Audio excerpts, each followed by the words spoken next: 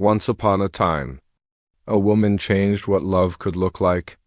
She wasn't born into fairy tales, she walked into one.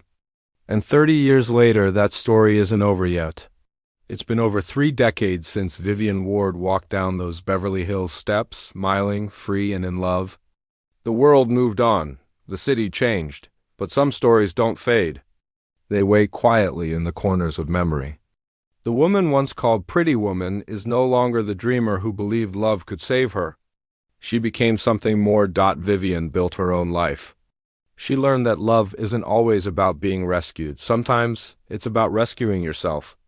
The screen shows a faceless woman stepping out of a luxury car, her heels clicking against marble floors. She's confident, graceful, but her eyes, unseen, carry the quiet weight of nostalgia. Los Angeles has changed. But for Vivian, every corner holds a ghost of her past. The streets that once made her feel small now whisper her name. She walks through them with the poise of a woman who has conquered, but deep inside, she still remembers the man who taught her how to believe in herself. Cut to a faceless man standing by a hotel. Window, silver hair, suit slightly undone, holding an old photo. Richard Gere's Edward Lewis, older, quieter, perhaps lonelier. The music slows as he looks out into the night, the city glowing beneath him. Time. It gives us everything and takes everything back. Edward once built empires. He once bought and sold companies like chess moves, but nothing ever matched the feeling of the night he climbed. A fire escape to tell a woman she was worth more than she ever believed. That memory still burns in his mind. Her smile, the umbrella in the rain. The kiss that changed both their lives. Now, years later, both live in different worlds. But destiny has a way of looping back, a circle that never quite closes. The trailer shows flashes. Vivian's reflection in a mirror, Edward holding that old photo tighter. A limousine passing through the same Beverly Hills hotel entrance from the first movie. A soft female voice whispers, "Some loves don't die. They wait until we're ready to feel them again." Music swells. The shot lingers on the red rose lying on the sidewalk from the opening scene, now picked up by a woman's hand. She looks up. The audience never sees her face. Only a reflection of city lights dancing in her eyes. The screen fades to black with the line, "Pretty Woman 2, a story of love. Lost and found." Los Angeles glows brighter than ever. New towers pierce the sky and dreams run faster than they once did. Yet, in a quiet corner of that busy city, a story begins to move again. Vivian Ward, once the woman everyone underestimated, is now a symbol of grace and strength. She built her own world, carved from hard work and heartache.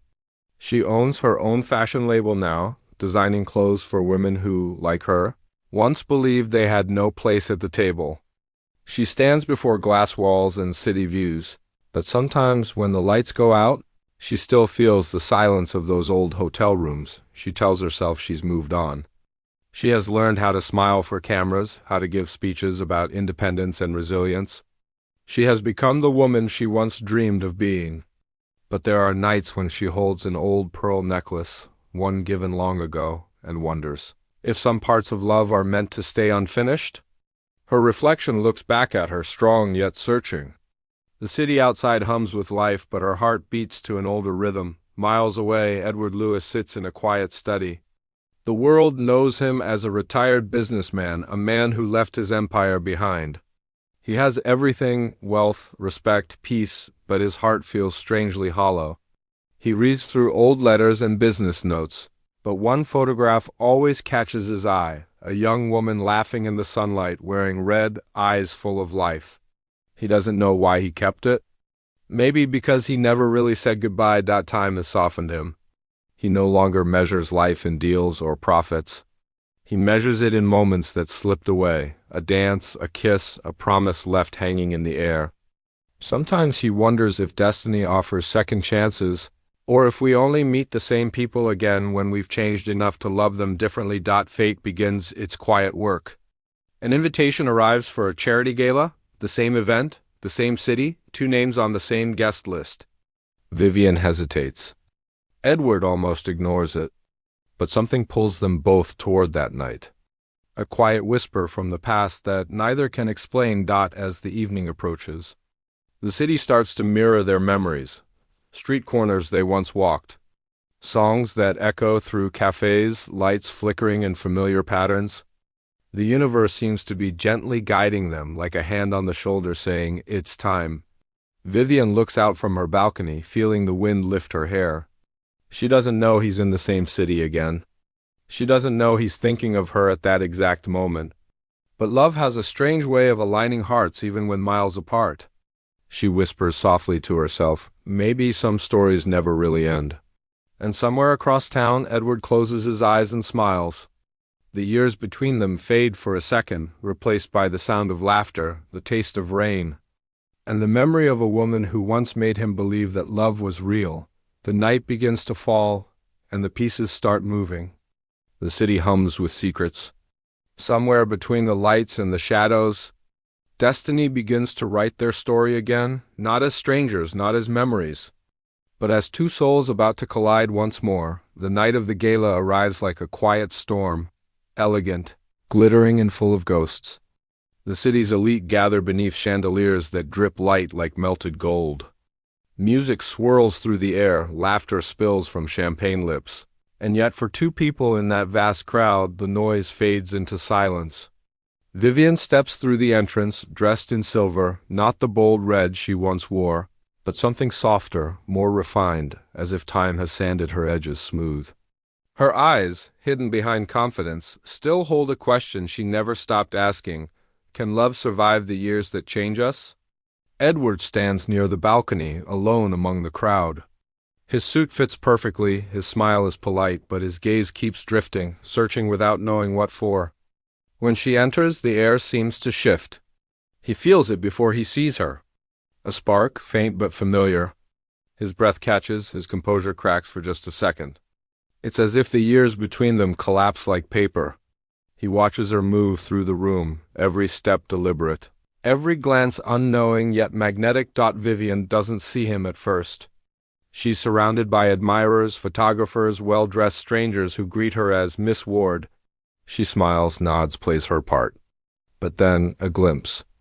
Across the crowd, just beyond the glitter of champagne glasses, she spots a face that once defined her past. Her heart stumbles.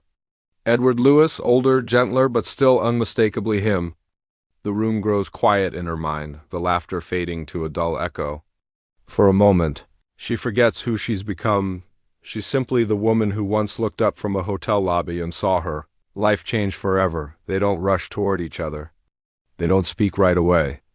Instead, the scene slows, a dance of glances, half-smiles, and restrained emotion. The years between them sit like a third person in the room, heavy but not unkind. When they finally stand face to face, there's no music, no applause, just two souls revisiting a moment they thought was gone. "Vivian," he says softly. Her name lingers in the air like a memory refusing to fade. She smiles faintly. "It's been a long time, Edward." "Too long," he admits. The conversation is simple, almost cautious, like two travelers testing the strength of an old bridge.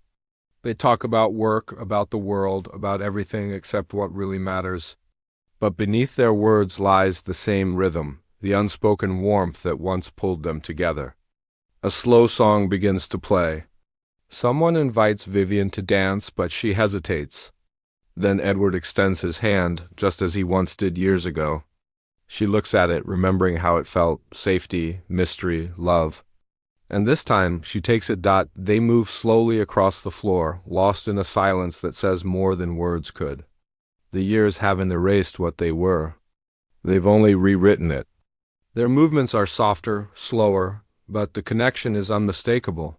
Not the wild fire of youth, but the steady glow of something reborn. As they dance.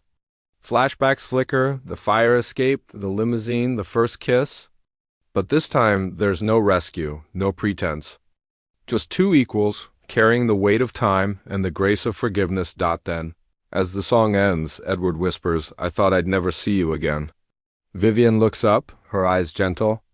"Maybe we both needed to get lost before we could find each other again." The crowd applauds around them, unaware of the story unfolding in plain sight. The camera drifts upward, showing them from above. Two figures surrounded by golden light. standing where love once began.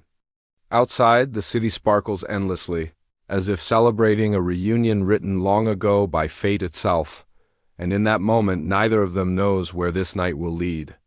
But for the first time in years, they both feel something true, the quiet promise that sometimes love doesn't end.